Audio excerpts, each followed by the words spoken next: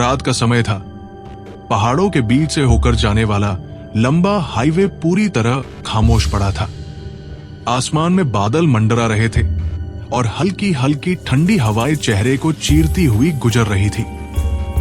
सड़क पर दूर तक किसी भी गाड़ी की रोशनी नहीं दिख रही थी। उसी सुनसान रास्ते पर एक पुरानी नीली बस पहाड़ की ढलान से नीचे आते हुए धीरे धीरे बढ़ रही थी। बस के अंदर सिर्फ 8 यात्री थे, सब अपने अपने ख्यालों में खोए हुए।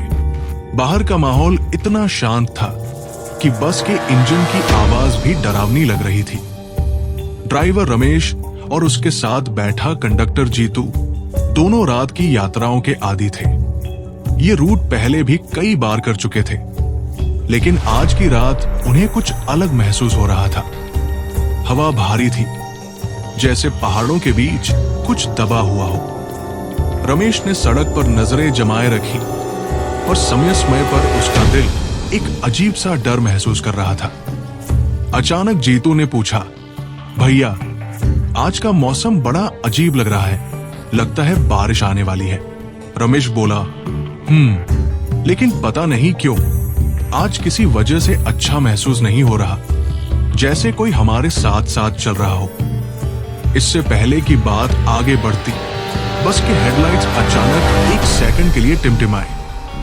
रमेश ने तुरंत ब्रेक दबाया। सभी यात्री हिल गए। एक औरत ने चिंता भरी आवाज में कहा, क्या हुआ ड्राइवर साहब? रमेश बोला, कुछ नहीं, शायद वायरिंग की समस्या है, आप लोग घबराएं मत। बस फिर धीरे धीरे आगे बढ़ने लगी, लेकिन अब वातावरण और भारी लग रहा था। सड़क के दोनों ओर ऊंचे ऊंचे पेड़ खड़े थे, जो हवा में सरसराहट करते हुए ऐसे आवाजें निकाल रहे थे जैसे कोई फुसफुसा रहा हो। यात्री अब थोड़ा असहज महसूस करने लगे। करीब 10 मिनट बाद पहाड़ों के बीच एक मोड़ पर बस मुड़ी ही थी कि अचानक हेडलाइट की रोशनी में सड़क के बीच एक सफेद साड़ी पहने औरत दिखाई दी। रमेश घबरा गया और जोर से ब्रेक लगा दिया। बस चीखती हुई रुक गई। सब लोग डर कर खड़े हो गए। कौन थी वो? कहाँ गई? एक लड़का बोला। रमेश ने बाहर देखा, वो औरत वहां नहीं थी। सड़क बिल्कुल खाली, दूर तक भी कोई नहीं, लेकिन सबने उसे देखा था। एक बुजुर्ग यात्री कांपती आवाज में बोला, ये रास्ता, यहां कई हादसे हुए हैं। कुछ लोग कहते हैं कि रात में एक औरत दिखती है और जो उसे देख ले उसकी बस, उसकी मौत पक्की। सब लोग और ज्यादा डर गए। रमेश ने बिना किसी से कुछ बोले बस चलाना शुरू कर दिया, लेकिन अब उसका हाथ स्टीयरिंग पर कांप रहा था। तभी एक अजीब बात हुई। बस के पिछले हिस्से से धीरे धीरे चलकर एक ठंडी हवा अंदर आई। बस के सभी खिड़कियां बंद थी, फिर भी ठंड ने सबको छू लिया। एक बच्चा अपनी मां से चिपककर बोला, मां, कोई मेरे पीछे खड़ा है। महिला ने पलटकर देखा, वहां कोई नहीं था, लेकिन बच्चे की आंखों में सच्चा डर था। कुछ देर बाद बस एक बहुत घने जंगल वाले हिस्से में पहुंच गई। यहां सड़क बेहद संकरी थी और दोनों तरफ काले अंधेरे में सिर्फ पेड़ों की परछाइयां थी। बस की हेडलाइट उस गहरी रात को चीर नहीं पा रही थी। अचानक बस के ऊपर किसी के कूदने की आवाज आई।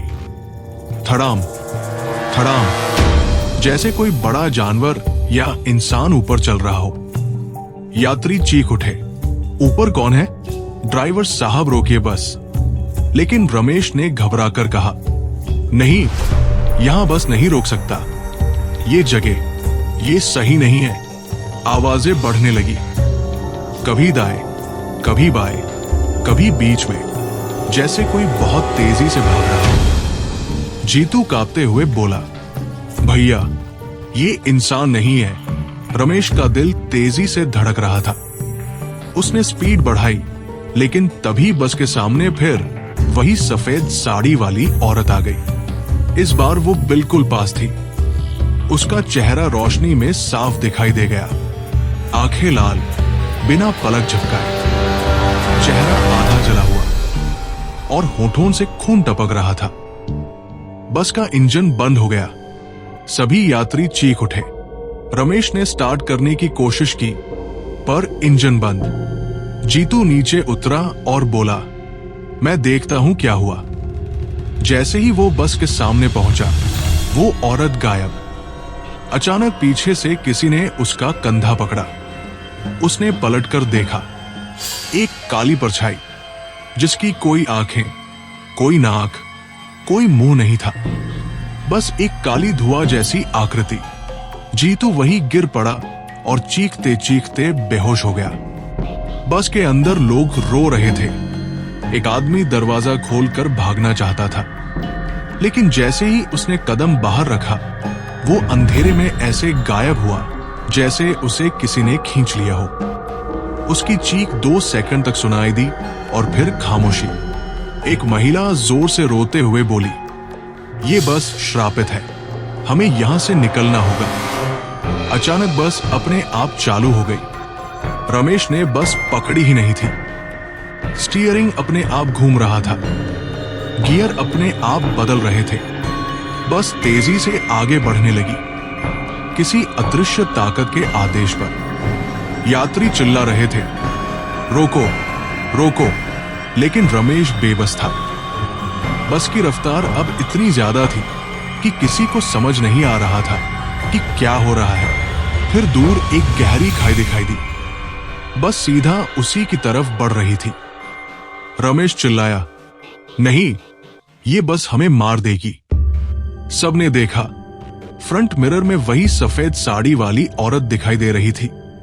इस बार मुस्कुरा रही थी। उसकी आंखों में बदला था। बस खाई के किनारे पहुंच गई और जैसे ही गिरने वाली थी, रमेश ने पूरी ताकत से स्टीयरिंग मोड़ा। बस खाई में नहीं गिरी, लेकिन सड़क से उतरकर जंगल के अंदर जा घुसी।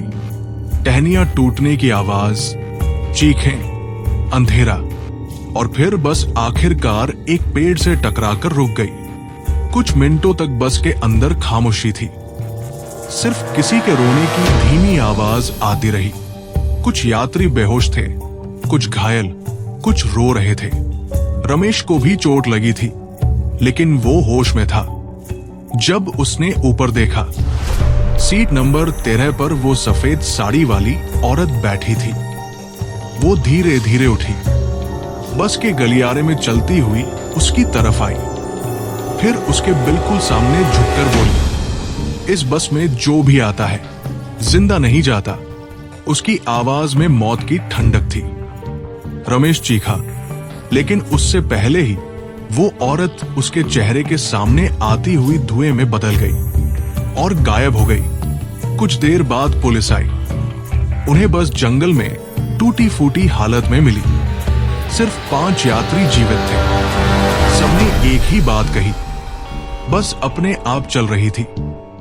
सड़क पर एक औरत थी, कोई काली परछाई ऊपर चल रही थी, लेकिन पुलिस ने उनकी बात नहीं मानी। उनके लिए यह सिर्फ एक हादसा था।